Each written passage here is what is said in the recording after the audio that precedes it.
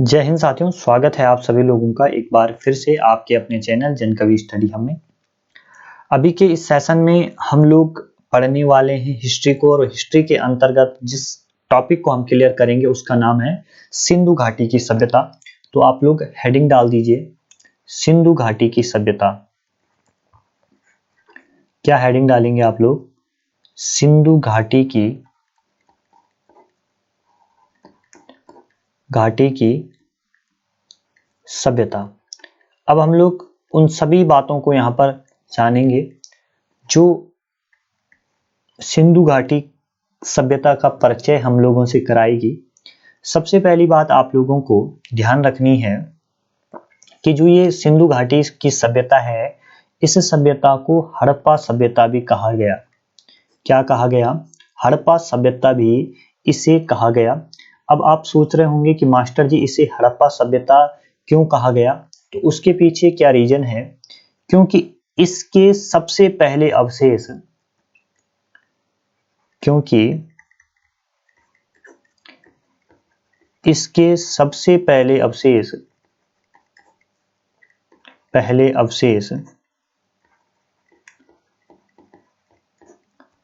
हड़प्पा नामक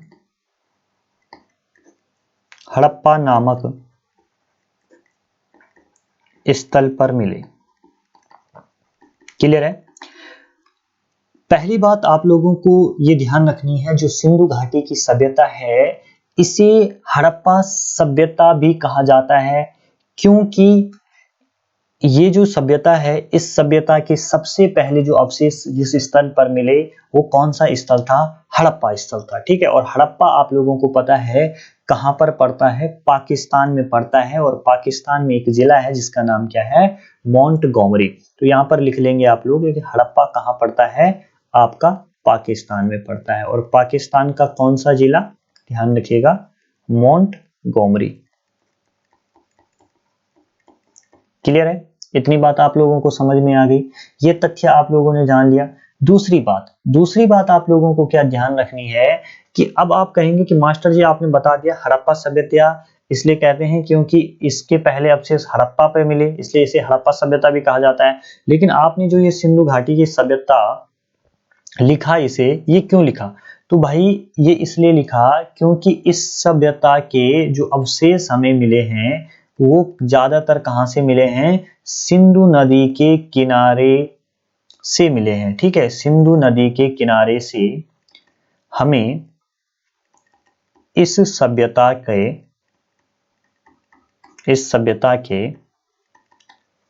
अवशेष प्राप्त हुए हैं। जैसा जैसा मैं लिख रहा हूं उतना ही मैं लिखूंगा, उतनी ही जानकारी आप लोगों को दूंगा जितनी आपके एग्जाम के लिए क्या है?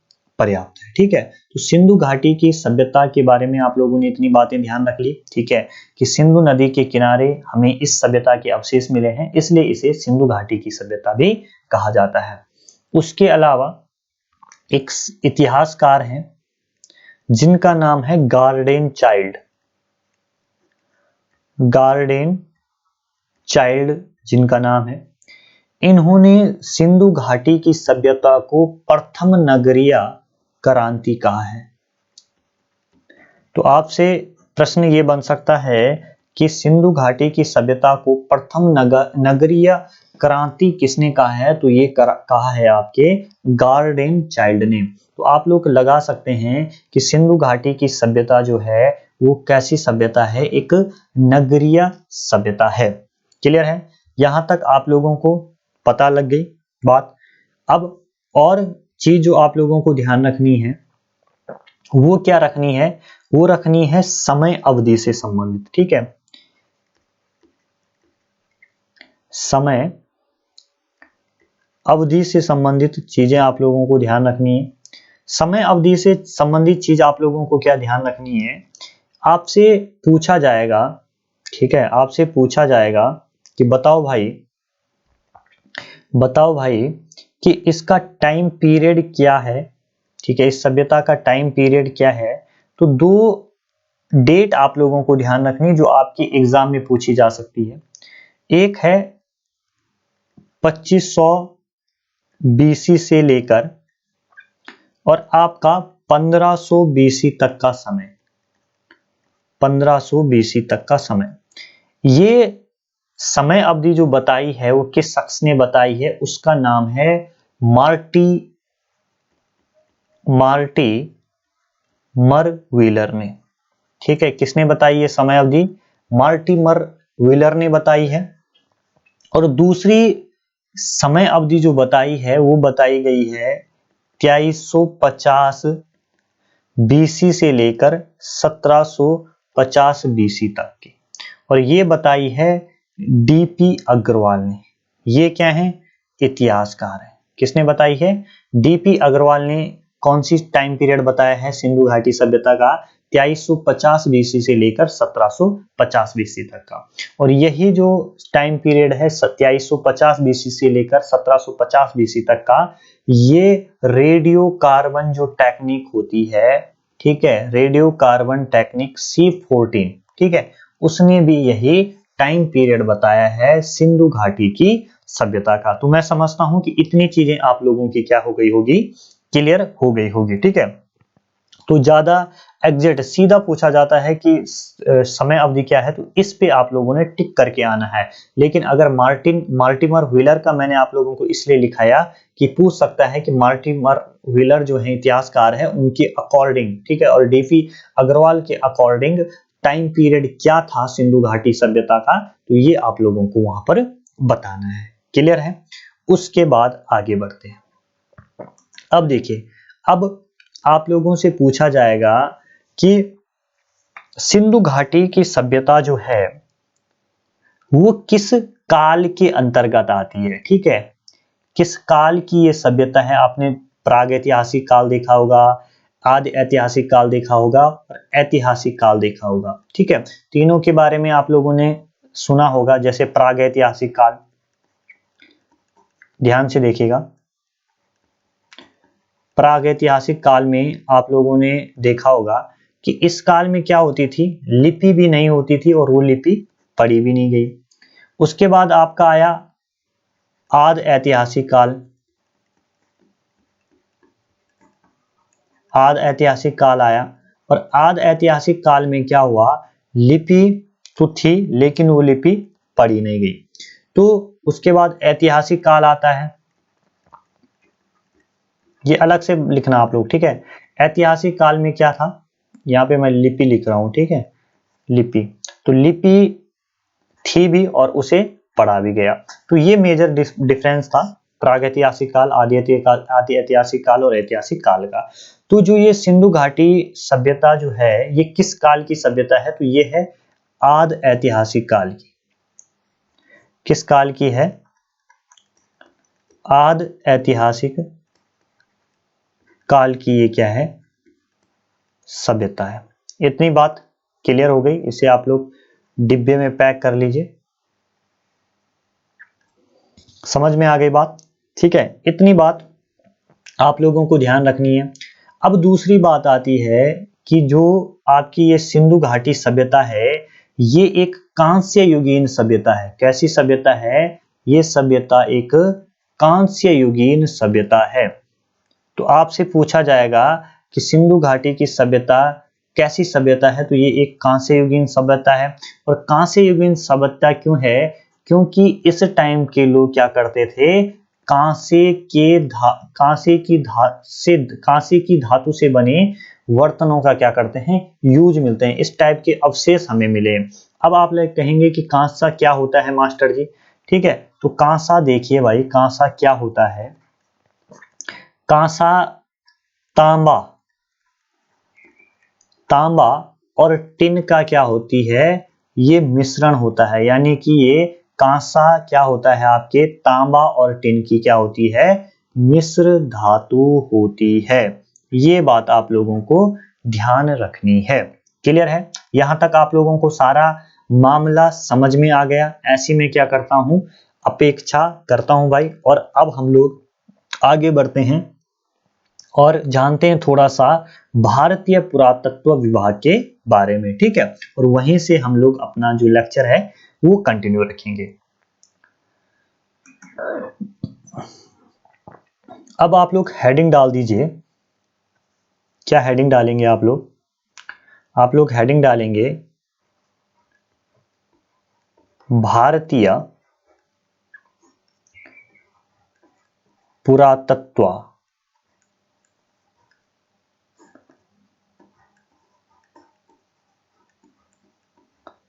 भारतीय पुरातत्व विभाग। अब ये भारतीय पुरातत्व विभाग क्या है और इसकी स्थापना कब होती है?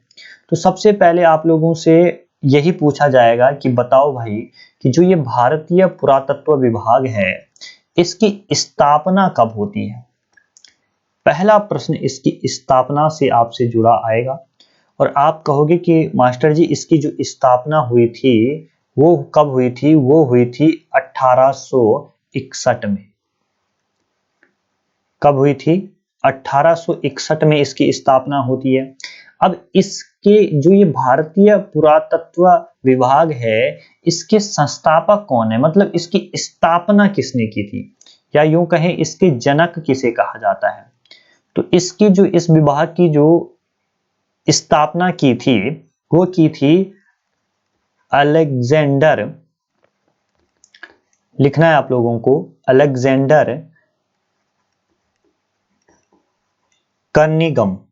ठीक है, अलेक्जेंडर कनिंघम क्या करते हैं? भारतीय पुरातत्व विभाग की स्थापना करते हैं। ठीक है, आप लोगों ने शॉर्ट नोट्स बनाने हैं जिस तरीके से मैं यहां पर बना रहा हूं। ठीक है, अब ये भारतीय पुरातत्व विभाग जो है 1906 की बात है। ठीक है, 1906 में इसे क्या बना दिया जाता है? स्थायी संस्था बना दिया जाता है। क्या बना दिया जाता है? स्थायी संस्था बना दिया जाता है। तो आपसे पूछा जाएगा कि भारतीय पुरातत्व विभाग को स्थायी संस्था बनाने का श्रेय किसे जाता है? तो वो किसको जाता है भाई? वो जाता है जो उस टाइम पर भारत के गवर्नर थे। ठीक है, और भारत के जो गवर्नर थे उस टाइम पर या वाइसराय थे वो कौन थे? वो आप लोग जानते हैं, जिन्होंने क्या किया था? बंगाल विभाजन किया था और उनका नाम क्या था? उनका नाम था लॉर्ड कर्जन। क्लियर है? इतनी कहानी आप लोगों को समझ में आ गई। ठीक है, कि भारतीय पुरातत्व विभाग को स्थायी संस्था बनाना का श्रेय जो जिस शख्स को जाता है वो जाता है लॉर्ड कर्जन को, लेकिन इसकी स्थापना की थी अलेक्जेंडर कनिंघम ने। और कब की थी? 1861 में। तो बात कब की है ध्यान से देखना आप लोग।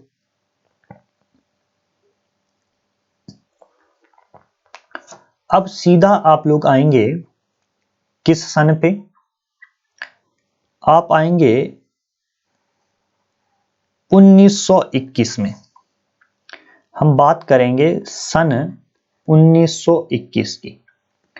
1921 में जो भारतीय पुरातत्व विभाग है उसके महानिदेशक रहते हैं,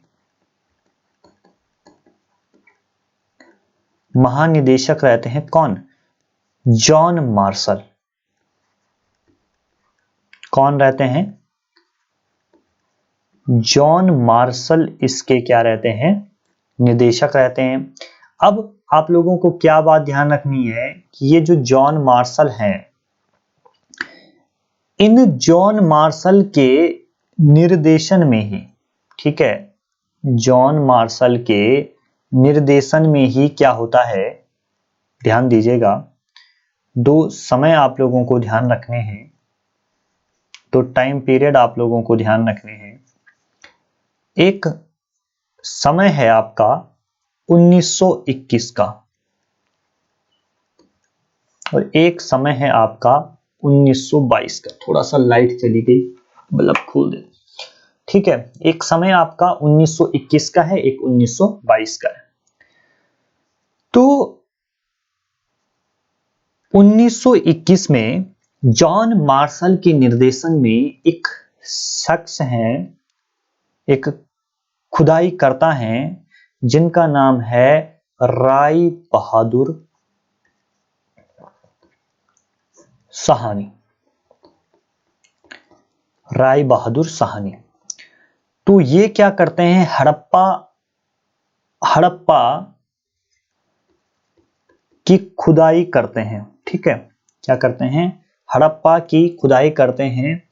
और सबसे पहले अगर खुदाई होती है तो इसी स्थल की होती है, और जिसके कारण इस सभ्यता को क्या बोला जाता है, हड़प्पा सभ्यता भी कहा जाता है। तो हड़प्पा की खोजकर्ता, ठीक है, तो हड़प्पा का खोजकर्ता अगर आपसे पूछे तो वो कौन है, राय बहादुर दयाराम साहनी। और किसके निर्देशन में ये कार्य हुआ, जॉन मार्शल। अब ये हड़प्पा जो है ये कहां पड़ता है, ये पाकिस्तान में पड़ता है। कहां पड़ता है, पाकिस्तान में। और पाकिस्तान में कौन सा जिला है, मोंटगोमरी जिला है, मोंटगोमरी जिला।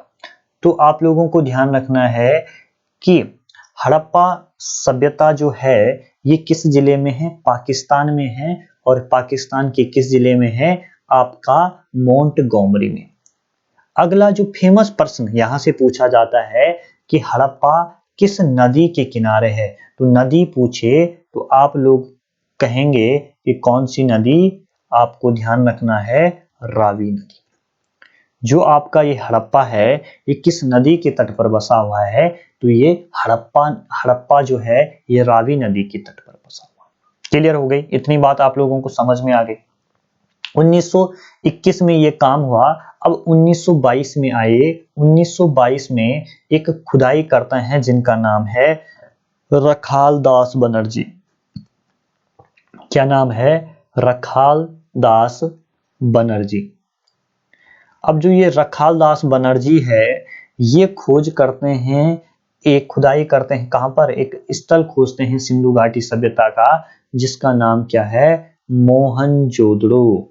और मोहनजोदड़ो आपने ऋतिक रोशन की फिल्म भी देखी होगी, ठीक है। और मोहनजोदड़ो जो है ये भी कहां पड़ता है आपका, ये भी आपका पड़ता है पाकिस्तान में। और पाकिस्तान में कौन सा जिला है भाई, तो पाकिस्तान का है आपका लरकाना जिला। कौन सा जिला है, लरकाना जिला है। ये बात आप लोगों को ध्यान रखनी है।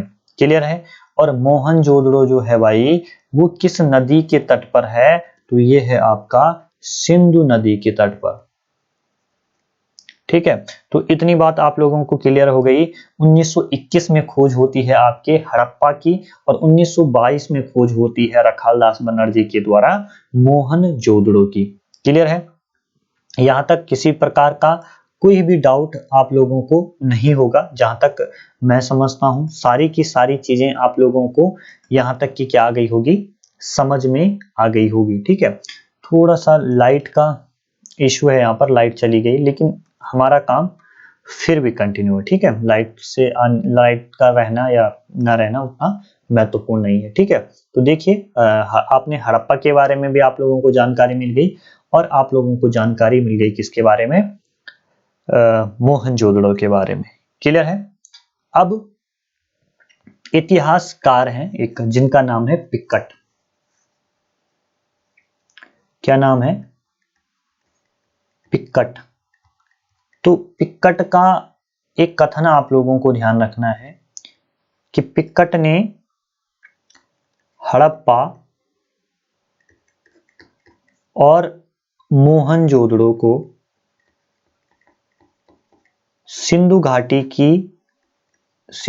सभ्यता की जुड़वा राजधानी बताया है, या जुड़वा नगर बताया है। जुड़वा नगर या राजधानी किसने बताया है, तो इतिहासकार पिक्कट ने बताया है। क्लियर है, यहां तक सारा मामला फिट हो गया होगा। यहां तक किसी प्रकार की आप लोगों को कोई दिक्कत नहीं होगी। अब हम लोग जो पढ़ने वाले हैं भाई, और जो चीज हम लोग देखने वाले हैं यहाँ पर, वो देखने वाले हैं सिंधु घाटी का विस्तार। ठीक है, जो सिंधु घाटी सभ्यता है उसका विस्तार हम लोग पढ़ने वाले हैं, देखेंगे।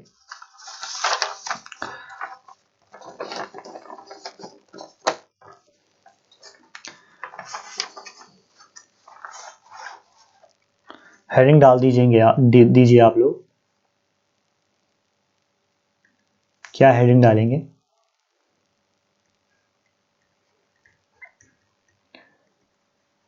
सिंधु घाटी सभ्यता का विस्तार। अब विस्तार देखेंगे भाई, विस्तार किस तरीके से है सिंधु घाटी सभ्यता का।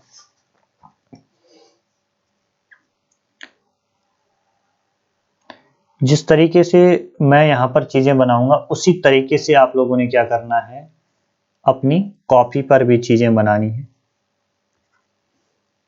डायरेक्शन का पता ही होगा आप लोगों को।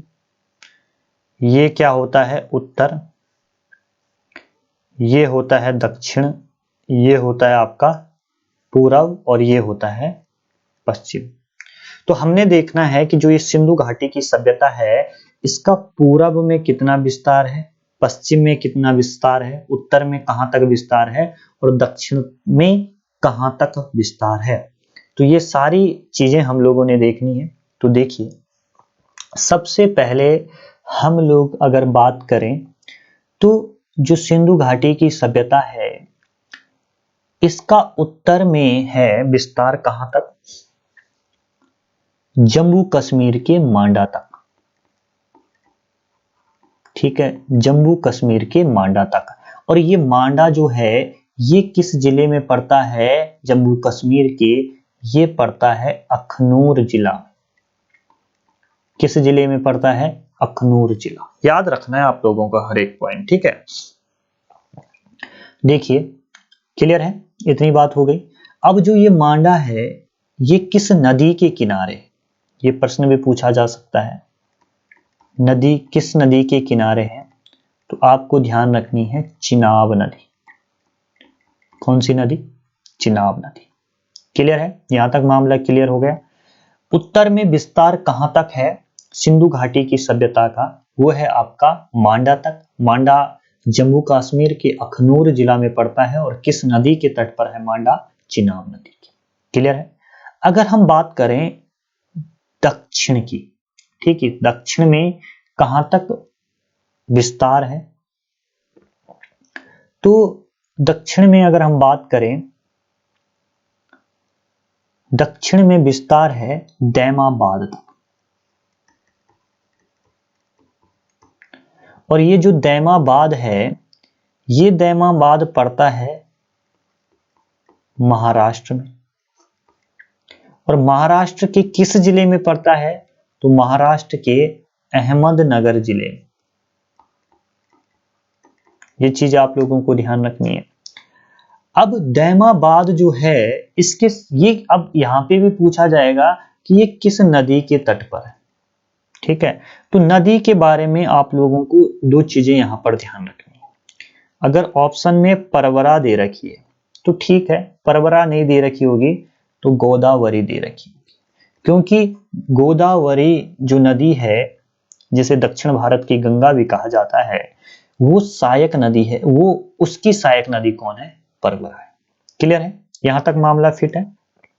और दैमाबाद ही वो स्थल है जहां से हमें सिंधु घाटी सभ्यता के टाइम का तांबे का रथ भी प्राप्त हुआ है। ठीक है, ध्यान रखना, तांबे का रथ, तांबे का रथ। अभी आगे भी करेंगे हम इन चीजों को, इन स्थलों के ऊपर चर्चा। लेकिन यहाँ पर नोट डाउन करने में क्या है, तांबे का रथ अगर आपसे पूछे तो वो दैमाबाद से ही मिला है।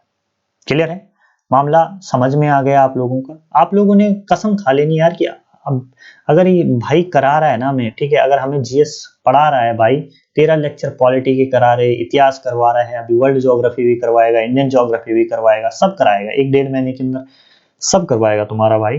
ठीक है, तो आप लोगों का काम सिर्फ इतना है कि नोट्स बनाने हैं आप लोगों ने। ठीक है, और इससे बाहर जितना मैं पढ़ा रहा हूं इससे बाहर कुछ भी नहीं आएगा एग्जाम में। ठीक है, चलिए अब, और इतनी बात आप लोगों ने समझ ली। अब आप थोड़े उत्सुकता होगी आपके अंदर कि मास्टर जी उत्तर से लेकर दक्षिण तक टोटल विस्तार कितना है इस सभ्यता का, पूछे कभी कोई तो आप क्या बताना, 1400 किलोमीटर। कितना है, 1400 किलोमीटर। अब देखिए, अब बात करते हैं थोड़ा पूरब की, ठीक है, और पश्चिम की। तो पूरब में जो इसका विस्तार है वो आलमगीरपुर तक है। कहां तक है, आलमगीरपुर तक है। और आलमगीर पुर जो है ये पड़ता है आपका यूपी में। कहां पर पड़ता है? यूपी में ये पड़ता है। और यूपी के किस जिले में? मेरठ में। क्लियर है? यूपी के किस जिले में? मेरठ में पड़ता है। और आलमगीरपुर जो है ये किस नदी के तट पर है? अगर ऐसा पूछा जाता है तो ध्यान रखेंगे हिंडन नदी के तट पर। किस नदी के तट पर है? हिंडन नदी। और ये हिंडन नदी जो है ये क्या है? यमुना की सहायक नदी है। क्या है? यमुना की ये सहायक नदी। क्लियर हो गई? और इसी आलमगीरपुर से हमें सिंधु घाटी सभ्यता का क्या अवशेष मिला है? वो मिला है रोटी बेलने की चौकी। क्या मिली है? रोटी बेलने की चौकी मिली है। एवं यहां से मिले हैं कटोरे। क्लियर है? तो आपसे एग्जाम में पूछ लिया कि किस स्थल से, कहां से रोटी बेलने की चौकी एवं कटोरे मिले हैं, तो है आलमगीरपुर। क्लियर? मांडा से भी लिख लेना, मांडा से मिले हैं भांडा यानी कि मृदुवांड।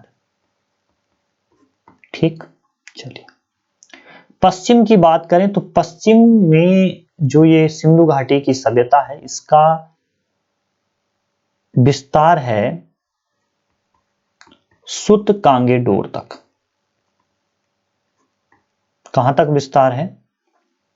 सुत कांगे डोर तक। और सुत कांगे डोर जो है ये बलूचिस्तान में पड़ता है। और बलूचिस्तान आप जानते हो ये कहां है?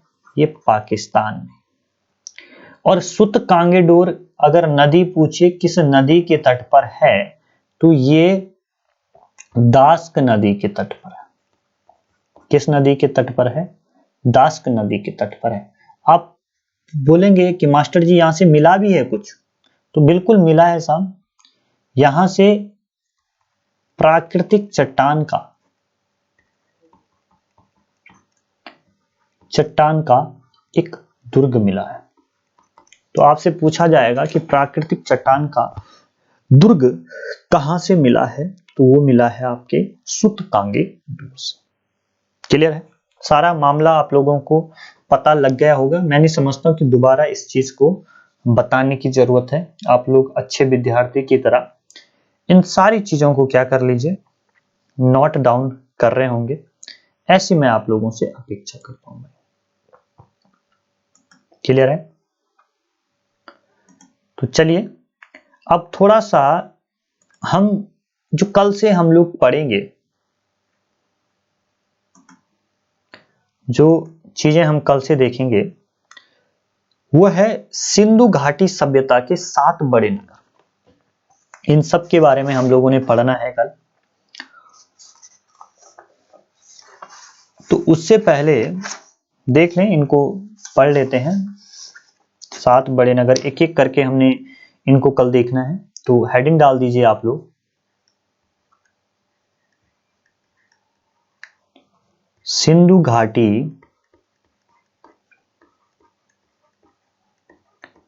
घाटी सभ्यता के 7 बड़े नगर। अब ये 7 बड़े नगर कौन कौन से हैं सिंधु घाटी सभ्यता के? एक आप लोगों को ध्यान रखना है हड़प्पा। हड़प्पा, तो हड़प्पा आपका कहां पड़ता है? पाकिस्तान। दूसरा हमने पढ़ना है कौन सा? मोहनजोदड़ो। मोहनजोदड़ो के बारे में हमने पढ़ना है। और मोहनजोदड़ो भी आपका पाकिस्तान में पड़ता है। तीसरा हमने पढ़ना है बनमाली के बारे में। बनमाली भी आपका कहां पड़ता है? हरियाणा के अंदर पड़ता है। चौथा है धौलीवीरा। और आप लोगों को पता होगा ये वही धौलीवीरा है जिसे यूनेस्को ने अपने विश्व विरासत सूची में 2021 के अंदर शामिल कर दिया है। और धोलीवीरा से ही हमें स्टेडियम के साक्ष्य भी मिले हैं और भारत का ये सबसे बड़ा स्थल है गुजरात। ठीक है, धोलीवीरा कहाँ है? गुजरात। लोथल के बारे में हम लोगों ने पढ़ना है डिटेल से। ठीक है, कल से हमने इन्हीं के बारे में पढ़ना है, लोथल के बारे में। और लोथल आपको पता है कहाँ पड़ता है? गुजरात में पड़ता है। उसके बाद चन्हू धड़ो के बारे में हम लोगों ने पढ़ना है। चन्हू धड़ो आपका पड़ता है सिंध प्रांत में। सिंध प्रांत यानी कि ये कहाँ मिलेगा? पाकिस्तान में। और उसके अलावा हम लोगों ने किसके बारे में पढ़ना है? लास्ट जो है वो है कालीबंगा। इन प्रमुख स्थलों के बारे में हमने बिल्कुल डिटेल से पढ़ना है। ठीक है, कालीबंगा आपका राजस्थान में पड़ता है। और धोलीवीरा का अर्थ अगर हम बात करें तो इसका अर्थ होता है सफेद कुआं। ठीक है, क्या होता है इसका अर्थ? सफेद कुआं। समझ में आ गई बात? ठीक है, तो ये सारे सेशन जो है हम लोगों ने कल की क्लास में पढ़ने हैं। अब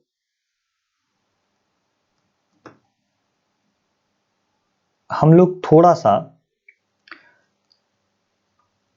रोपड़ के बारे में देख लेते हैं, फिर हम क्लास को फिनिश कर देंगे। रोपड़ ही देखेंगे हम लोग, क्योंकि आपसे अगर प्रश्न पूछा गया, प्रश्न की प्रकृति अगर रही, आपसे क्या प्रश्न पूछा जाए? अगर आपसे प्रश्न पूछा जाए कि स्वतंत्रता के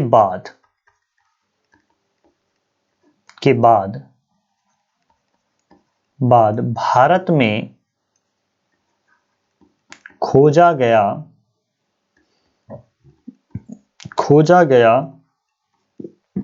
प्रथम स्थल कौन सा था?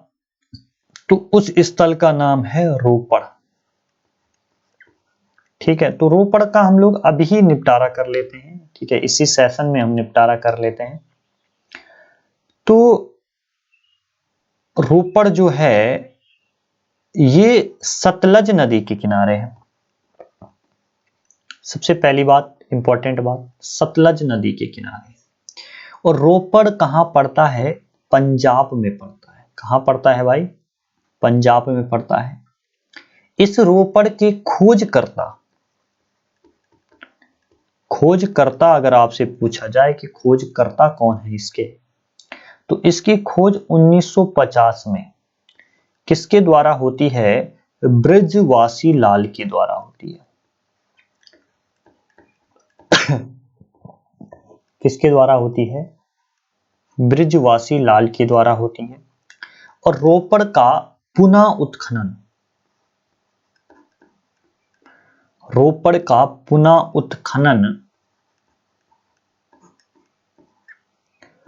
1953 से 55 के बीच किया जाता है यज्ञदत्त शर्मा के द्वारा।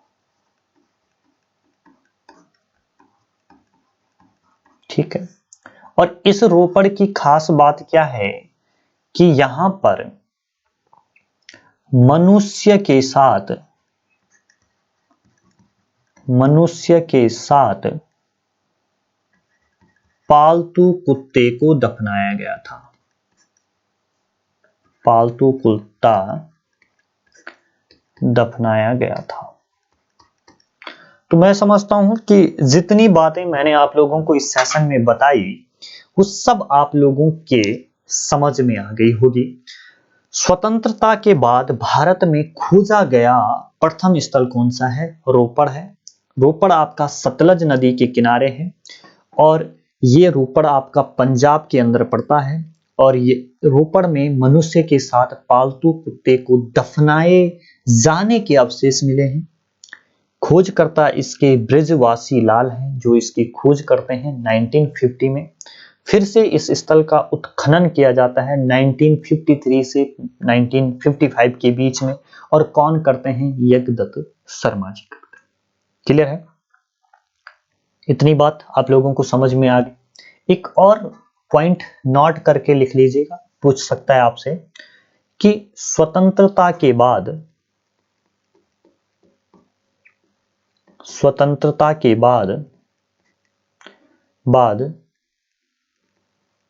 सबसे ज्यादा स्थल